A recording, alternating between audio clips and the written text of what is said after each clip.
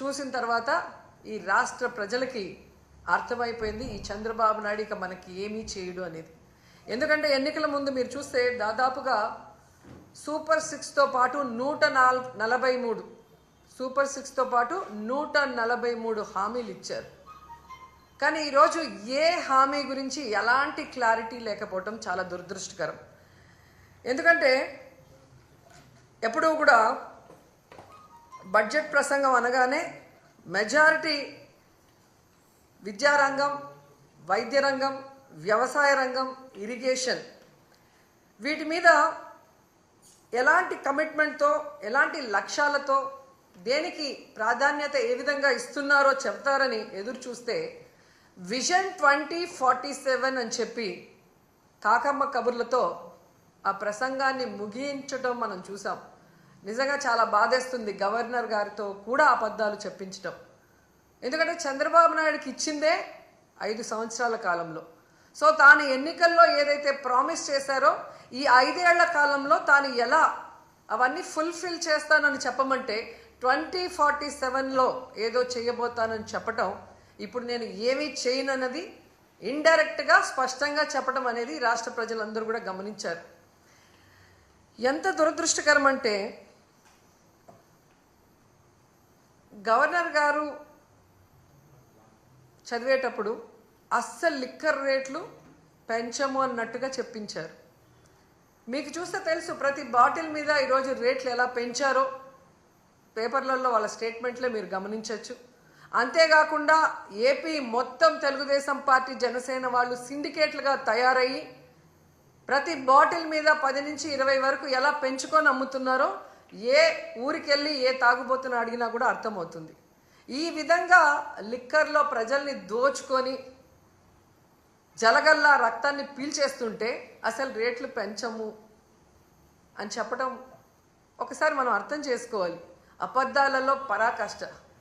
అలాగే విద్యుత్ ఛార్జీలు ఎన్నికల్లో స్పష్టంగా చెప్పారు, మేము అధికారంలోకి వస్తే 5 సంవత్సరాలు విద్యుత్ ఛార్జీలు పెంచము అని ఘంటాపథంగా చెప్పిన వాళ్ళు అధికారంలోకి రాగానే 15,000 కోట్లు విద్యుత్ ఛార్జీలు పెంచడమే కాకుండా ఇంకా భారాన్ని పెంచే దిశగా ప్రణాళికలు తయారు చేస్తూ గవర్నర్ గారి చేత విద్యుత్ ఛార్జీలు పెంచలేదు అన్నట్టుగా మాట్లాడించడము చాలా సిగ్గుచేటు చంద్రబాబు నాయుడు గారని ఈ సందర్భంగా తెలియజేసుకుంటున్నాను.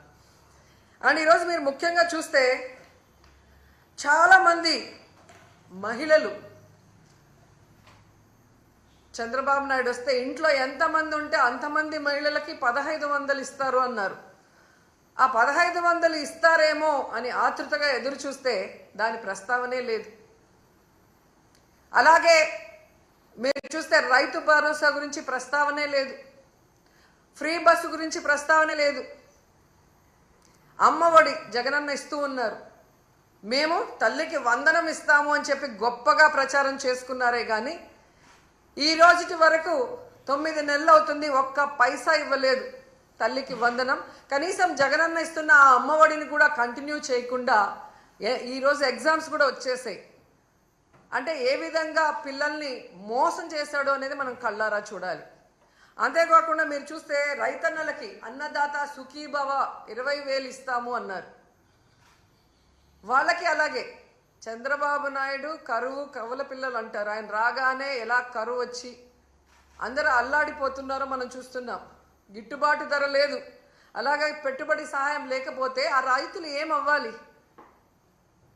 కనీసం గవర్నర్ గారి ప్రసంగంలో రైతు భరోసా ఇస్తాము అన్న భరోసా కూడా ఇవ్వకుండా చేశారు అంటే రైతన్నలు ఏ విధంగా మోసం చేస్తున్నారో మనం కళ్ళారా చూస్తున్నాం.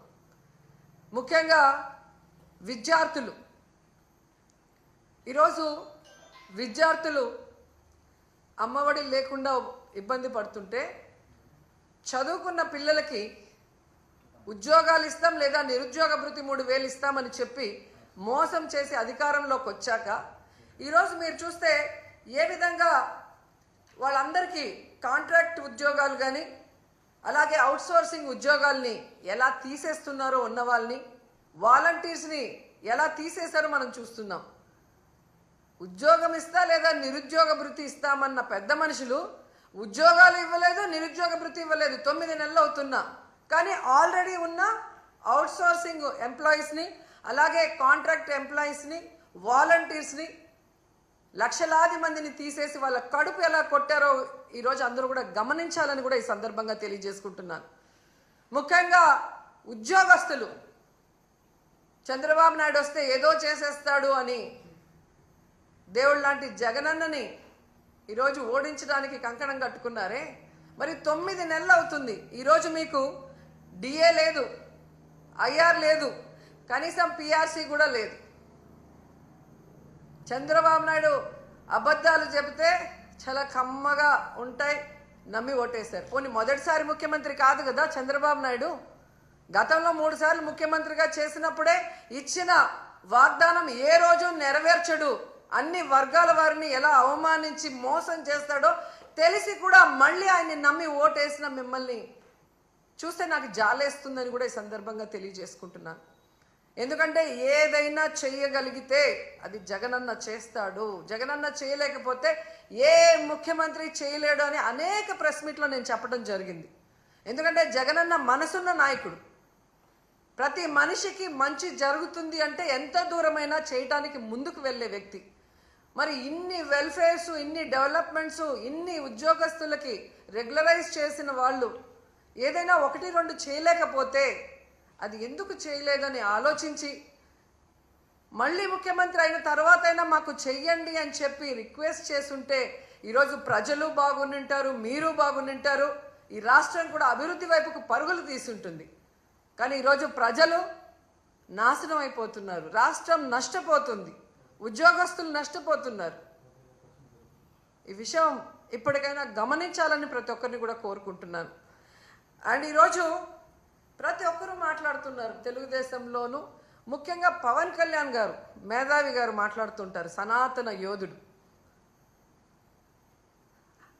జగనన్న ఈరోజు ప్రజా సమస్యల్ని మాట్లాడటం కోసమే అసెంబ్లీలో ప్రతిపక్ష హోదాను అడుగుతున్నారు.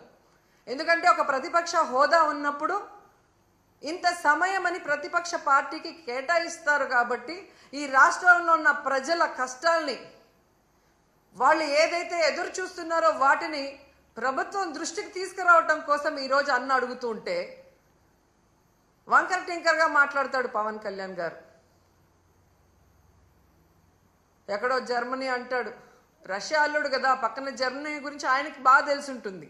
కానీ ఆంధ్రప్రదేశ్లో ఏం జరుగుతుందో ఆయనకు తెలియకపోవడం మాకు బాధాకరం. నేను హైయెస్ట్ సీట్స్ గెలుచుకున్నాను కాబట్టి అసలు ప్రతిపక్ష హోదా నాకుండాలి అన్నాడు. సంతోషం, నువ్వు ప్రతిపక్ష నాయకుడిగా ఉండి చంద్రబాబు నాయుడు చేసే తప్పుల్ని నిలదీస్తాను, ప్రజల పక్షాన ఉండి పోరాటం చేస్తాను అంటే వెంటనే మీ డిప్యూటీ సీఎం పోస్టుకి రాజీనామా చేసి ప్రతిపక్ష హోదా తీసుకొని ఎదురుగా కూర్చొని ఆయన చేసే తప్పుల్ని ఎత్తి చూపించండి. ఆ పని మీరు చేయలేరు కదా. చంద్రబాబు నాయుడికి కష్టం అంటే డైవర్షన్ పాలిటిక్స్ చేస్తారు, చంద్రబాబు నాయుడు గారికి కష్టం అంటే రోడ్డు మీద పడుకుంటారు.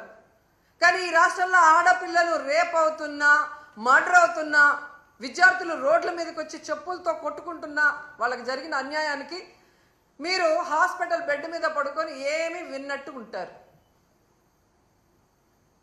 ఎన్నికల ముందు మీ స్పీచ్లో ఆవేశంగా మీరు చెప్తుంటే నిజమని నమ్మిన వాళ్ళు ఈరోజు వాళ్ళ చెప్పులతో వాళ్ళు కొట్టుకుంటుంటే అయినా మీకు అర్థమవుతుందంటే అది కూడా అర్థం కాకుండా మళ్ళీ జగనన్నను బ్లేమ్ చేస్తున్నారు. మీకు నిద్రపోయినా, మెలుకున్నా, అసెంబ్లీకి వచ్చినా, బయటకు వెళ్ళినా ఎప్పుడు జగన్ జగన్ జగన్ జగన్ని ఎలా తిట్టాలి, జగన్ మీద ఎలా దుమ్మెత్తిపోయాలన్న ఆలోచన తప్ప మరొకటి లేదా? 9 నెలలైంది మీరు అధికారంలోకి వచ్చి. మెజారిటీ సీట్లు మీకున్నాయని గొప్పగా చెప్పుకుంటున్నప్పుడు 11 సీట్లను ఎక్కిరించే మీరు 11 సీట్లున్న జగనన్నకి ప్రతిపక్ష హోదా ఇవ్వడానికి ఎందుకు భయపడుతున్నారు? ఒకవేళ మీరు గవర్నర్ స్పీచ్లో చెప్పినట్టు గత ప్రభుత్వంలో జగన్ గారే తప్పులు చేయడం వల్ల నష్టపోయి ఉంటే ఆయన ప్రతిపక్ష హోదా ఇస్తే అసెంబ్లీకి వస్తారు కదా, అప్పుడు నిలదీయండి, ప్రూఫ్లు చూపించండి. అంటే మీ పచ్చ మీడియాలో మీరు మాట్లాడే మాటలంతా కూడా అబద్ధాలు, కేవలం జగన్ని బ్యాడ్గా చూపించడానికి మీరు ప్రయత్నం చేశారు. అదే అసెంబ్లీలో అయితే ప్రూఫ్లతో కూడా చూపించాలి, అక్కడ జగన్ ఎంత మంచివాడు, ఈ రాష్ట్రాన్ని ఎంత అభివృద్ధి చేశాడు, ఈ రాష్ట్ర ప్రజలకు ఎంత వెల్ఫేర్ చేశాడు, ఎంత డెవలప్మెంట్ చేశాడో చెప్పాల్సి వస్తుంది. కాబట్టే ఈరోజు మీరు ఆయనకి ప్రతిపక్ష హోదా ఇవ్వటానికి నిరాకరిస్తూ మేకపోతు గాంభీర్యాన్ని ప్రదర్శిస్తున్నారు అనటంలో ఎటువంటి సందేహం లేదని కూడా ఈ సందర్భంగా తెలియజేసుకుంటున్నా. ఎందుకు ఇంత గంటాపదంగా నేను చెప్తున్నానంటే, ప్రభుత్వం చేసే అవినీతిని ఎత్తి చూపించే పిఏసి, పబ్లిక్ అకౌంట్స్ కమిటీ, ఈ దేశంలో ఏ రాష్ట్రంలో అయినా ప్రతిపక్ష ఎమ్మెల్యేకే ఆ పోస్ట్ ఇస్తారు, పిఏసిని. అలాంటి పోస్ట్ కూడా ప్రతిపక్ష ఎమ్మెల్యేకి ఇవ్వకుండా దొంగదారిన మీ ఎమ్మెల్యేకి మీరు ఇచ్చుకున్నారు అంటే మీ అవినీతి ఎంత పెద్ద ఎత్తున జరిగింది. అది బయట రాకుండా ఉండటం కోసం దొంగదారిలో మీ ఎమ్మెల్యేని, పిఏసి చైర్మన్ని మీరు ఎలా చేసుకున్నారో అందరూ కూడా గమనిస్తున్నారన్న విషయాన్ని తెలుసుకోండి. ఎందుకంటే దేశంలో ఏ రాష్ట్రంలో లేనటువంటి విధంగా ఈరోజు ఈ పిఏసి చైర్మన్ని మీరు తీసుకోవటం అనేది చూస్తుంటే, గతంలో ఎక్కడో విన్నాను తాలిబన్ల పాలనలో మాత్రమే ఇలా జరిగిందని, తర్వాత నారా చంద్రబాబు నాయుడు గారి పరిపాలనలోనే ఇలా జరిగింది అనేది చరిత్రలో చరిత్రహీనుడిగా మీరు నిలిచిపోతున్నారని కూడా ఈ సందర్భంగా తెలియజేసుకుంటున్నా. అండ్ ముఖ్యంగా మీరు చూస్తే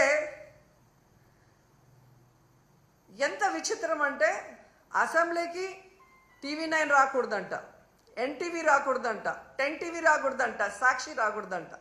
వీళ్ళకి భజన చేసే భజన పచ్చ ఛానళ్ళు మాత్రమే అసెంబ్లీకి రావాలి అనుకుంటున్నారు అంటే, వీళ్ళ మీడియాలో వీళ్ళు వండి వార్చిన అబద్ధాలనే అందరూ చెప్పాలి, లేదంటే రానివ్వము అని వీళ్ళ రెడ్ బుక్ రాజ్యాంగం ఈరోజు మనకి స్పష్టంగా కనిపిస్తుంది. అంటే వీళ్ళు చేసే అవినీతి ప్రజల దృష్టికే పోకూడదు అని ఛానళ్ళని కూడా బ్యాన్ చేసే విధంగా ఈ రెడ్ బుక్ రాజ్యాంగంలో చూస్తుంటే, అసలు ఈ రాష్ట్రంలో వీళ్ళని చేసే తప్పుల్ని ఎవరు కూడా ఎత్తి చూపించకూడదు, చూపించే వాళ్ళు ఎవరిని కూడా మేము సహించమనేది స్పష్టంగా అర్థమవుతుంది. ప్రతిపక్ష హోదా జగనన్నకి ఇవ్వరు, పిఏసి చైర్మన్ ప్రతిపక్ష ఎమ్మెల్యేకి ఇవ్వరు, వీళ్ళు చేసే తప్పుల్ని ఎత్తి చూపించే ఛానళ్ళని అసెంబ్లీలోకి రానివ్వరు, గవర్నర్ గారితో కూడా అబద్ధాలు చెప్పిస్తారు. అంటే వీళ్ళ చైర్మన్, వీళ్ళ డిప్యూటీ చైర్మన్, వీళ్ళే సీఎం, వీళ్ళే డిప్యూటీ సీఎం, అంతా వీళ్ళ భజన బ్యాచ్ పచ్చ ఛానల్. అంటే ఏ విధంగా ఈ రాష్ట్రంలో ప్రజల్ని ఎన్నికల ముందు మభ్యపెట్టారో అది కంటిన్యూ చేస్తూ ఆ ప్రజల్ని అలా మోసం చేసుకుంటూనే ముందుకు వెళ్ళటానికి వీళ్ళ ప్రణాళికలు ఇక్కడ స్పష్టంగా అర్థమవుతున్నాయి. నిన్న ఎంత బాధేసిందంటే, పాపం పిల్లలు వీళ్ళు ఉద్యోగాలు ఇస్తారని ఇవ్వకుండా వాళ్ళని మోసం చేస్తే రోడ్డు మీద కూర్చొని 2 చెప్పులు చేతిలో పట్టుకొని వీళ్ళని నమ్మి వీళ్ళకి ఓట్లేసి గెలిపించినందుకు మా చెప్పుతో మేమే కొట్టుకుంటున్నామని వాళ్ళు చంపలు వాయించుకుంటున్నారు. కనీసం వాళ్ళ గోడు చూడటానికి కూడా లోకేష్ గారు ఇక్కడ లేరు. దుబాయ్లో పాకిస్తాన్ ఇండియా క్రికెట్ కూలింగ్ గ్లాసులు వేసుకొని కలర్ఫుల్గా చూస్తున్నాడు. అంటే వీళ్ళకి ప్రజలంటే గౌరవం లేదు, ప్రజలంటే అభిమానం లేదు. రైతులైనా, విద్యార్థులైనా, మహిళలైనా ఎవరినైనా అవలీలగా మోసం చేసేస్తాం, ఎవడు మమ్మల్ని అడగడు అన్న విధంగా ముందుకు వెళ్తున్నారు. వీళ్ళకి ఒక్కటే సూటిగా చెప్తున్నాను, నిజంగా మీకు దమ్ము ధైర్యం ఉంటే, మీరు ప్రజలకి మంచి చేస్తున్నాం, మా మీద ఊరికే దుమ్మెత్తి పోస్తున్నారు అని నిరూపించుకోవాలనుకుంటే జగనన్నకి ప్రతిపక్ష హోదా ఇచ్చి చూడండి. జగనన్న అసెంబ్లీకి వస్తారు. గత ప్రభుత్వంలో జగనన్న ఏం హామీలు ఇచ్చారు, ఏం నెరవేర్చారు, ఈ రాష్ట్రాన్ని ఎలా అభివృద్ధి వైపుకు నడిపించారు, ఈరోజు మీరు ఎన్నికల్లో ఏం హామీ ఇచ్చారు, ఈ 9 నెలల కాలంలో 1,00,000 కోట్లకు పైగా ఎలా అప్పులు చేసి రాష్ట్రాన్ని అప్పుల్లో ముంచేస్తూ ప్రజలకి ఒక్క హామీని కూడా నెరవేర్చకుండా ఇంకా అప్పులు కావాలని ఎలా ప్రయత్నాలు చేస్తున్నారు, ప్రజల్ని ఎట్లా మోసం చేస్తున్నారు అనేది ప్రజలకు తెలిసేలాగా మాట్లాడతారు. లేదు మేము జగన్ని రానివ్వము అంటే మేము ప్రజల మధ్యకు వెళ్ళి ప్రజలతో కలిసి పోరాటం చేసి మీ అవినీతిని మీ తప్పుల్ని ఎండగట్టి మీ మెడలు వంచి ప్రజలతోనే మిమ్మల్ని తరిమి కొట్టిస్తామని కూడా ఈ సందర్భంగా తెలియజేసుకుంటున్నాం.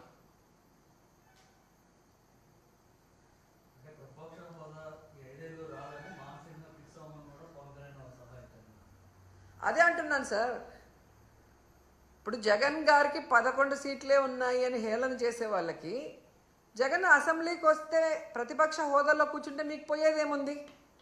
ఆయన కన్నా మీరు బాగా పరిపాలించినప్పుడు, ఆయన పరిపాలన చేయలేదు అని మీరు చెప్తున్నది నిజమైనప్పుడు, ఎక్కడైనా ప్రతిపక్షం లేని అసెంబ్లీ ఉందా ఈ దేశంలో? ఒక్క ఆంధ్రప్రదేశ్లోనే. గతంలో జగనన్న అనుకునింటే చంద్రబాబు నాయుడు ప్రతిపక్ష హోదా లేకుండా చేసుండొచ్చు.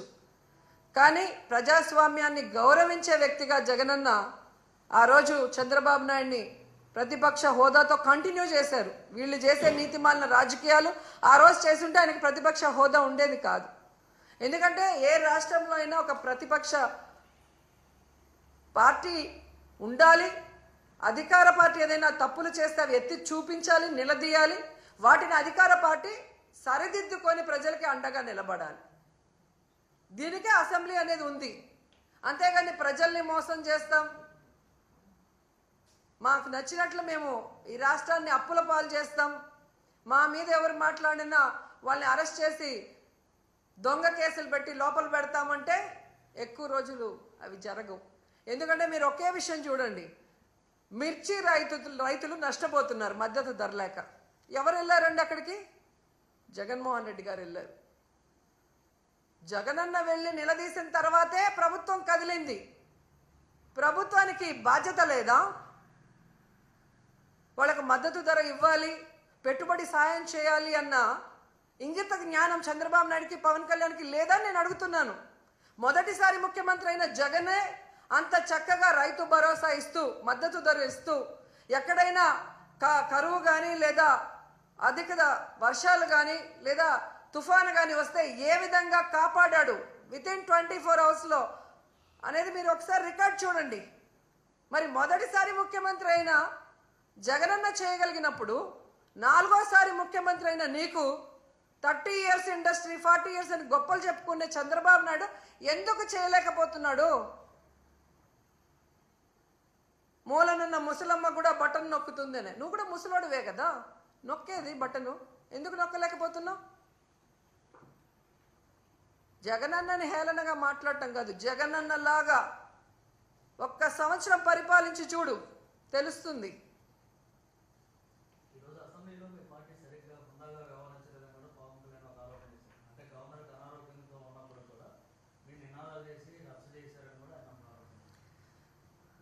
ఏమని చెప్పారు?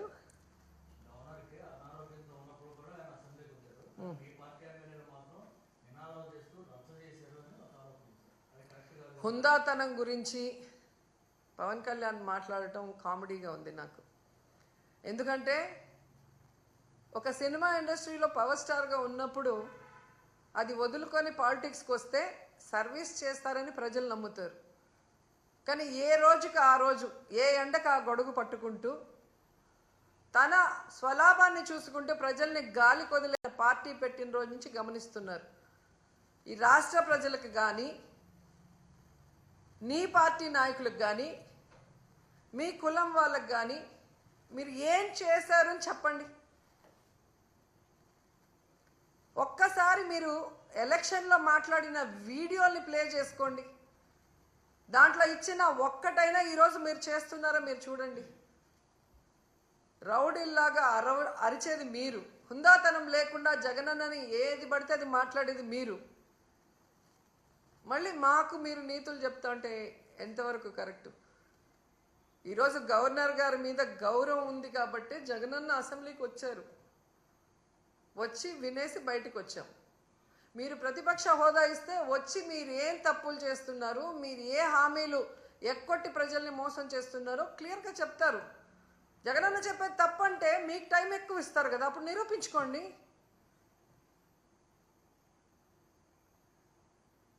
సో హుందాతనం మీకు లేదు. మీకు చంద్రబాబు నాయుడికి హుందాతనం ఉంటే ఈరోజు గౌరవంగా ప్రతిపక్ష హోదా ఇచ్చి లోపలికి పిలిపించుకొని ఈ రాష్ట్ర ప్రజలు గురించి మాట్లాడాలి. అసెంబ్లీ ఇన్ని కోట్లు ఖర్చు పెట్టి ఎందుకు మనం నడిపిస్తున్నాం? చంద్రబాబు నాయుడు, పవన్ కళ్యాణ్ సెల్ఫ్ డబ్బా కొట్టుకుంటుంటే చూసి వినటానికి కాదు కదా. ప్రజల వాళ్ళ కష్ట సుఖాలో లేదా వాళ్ళ ప్రాంతానికి కావాల్సినవో అసెంబ్లీలో చర్చించడానికి వాళ్ళు ఒక రిప్రజెంటేటివ్గా ఎమ్మెల్యేని పంపిస్తారు.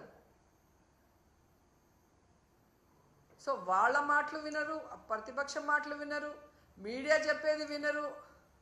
రెడ్ బుక్ రాజ్యాంగం అంటూ ఈరోజు అసెంబ్లీని కూడా ఏ విధంగా ప్రజాస్వామ్య విరుద్ధంగా మీరు నిర్వహిస్తున్నారనేది గమనిస్తున్నారు మేధావులు కూడా.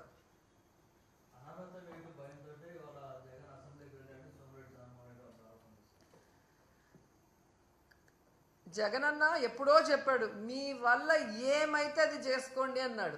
ఇంకా అంతకన్నా ఏం చెప్పాలి?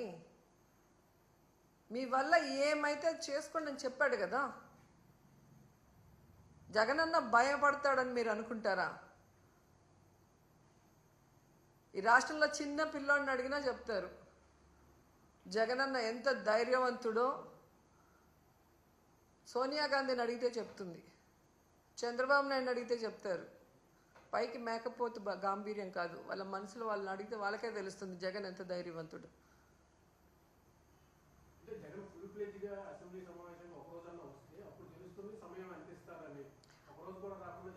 ఆల్రెడీ ప్రతిపక్ష నాయకుడిగా 67 మంది ఎమ్మెల్యేలతో మేమందరం కూడా ఉన్నాం. అప్పుడు వెళ్తే కనీసం 67 మంది ఉన్న బలమైన అపోజిషన్ లీడర్కే వాళ్ళు మైకులు ఇవ్వకుండా ఎన్ని రోజులు ఎలా ఏడిపించారో మీ అందరూ కూడా ఆ వీడియోలు చూస్తే మీకే అర్థమవుతుంది. అలాంటిది ఈరోజు ప్రతిపక్ష హోదా లేకపోతే ఏ విధంగా సమయం ఇస్తారని మీరు అనుకుంటున్నారు? అందుకని అది అడుగుతున్నారు తప్ప అదేదో సరదా కోసం కాదు. ప్రతిపక్ష హోదా అనేది ఒక బాధ్యత కోసం అడుగుతున్నాడు. ఆ బాధ్యత పవన్ కళ్యాణ్ అనుకుంటే ఆయన డిప్యూటీ సీఎంకి రాజీనామా ఇచ్చి ప్రతిపక్ష హోదా తీసుకొని మాట్లాడమను, వాళ్ళు చేసే తప్పుల్ని ప్రశ్నించమను. ఆ పిఎస్సి చైర్మన్ని రిజైన్ చేసి అపోజిషన్ ఎమ్మెల్యేకి ఇమ్మను. వాళ్ళు చేసే అవినీతి ఏంది అని ప్రూవ్ చేయడానికి రెడీగా ఉన్నారు కదా. ఈ దేశంలో ఏ రాష్ట్రంలో అయినా అపోజిషన్ ఎమ్మెల్యేకి ఎందుకు ఇస్తారు? వాళ్ళు నిష్పక్షపాతంగా గవర్నమెంట్ చేసే తప్పుల్ని ఎత్తి చూపిస్తారు కాబట్టి. అది కూడా మీరు దొంగదారిలో మాట్లాడుతున్నారు. ప్రెస్ని నోరు మూయిచ్చేస్తారు. గవర్నర్ గారి చేత కూడా అబద్ధాలు మాట్లాడిస్తారు.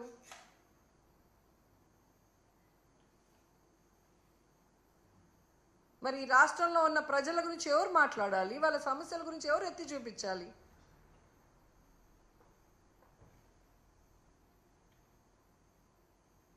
Thank you.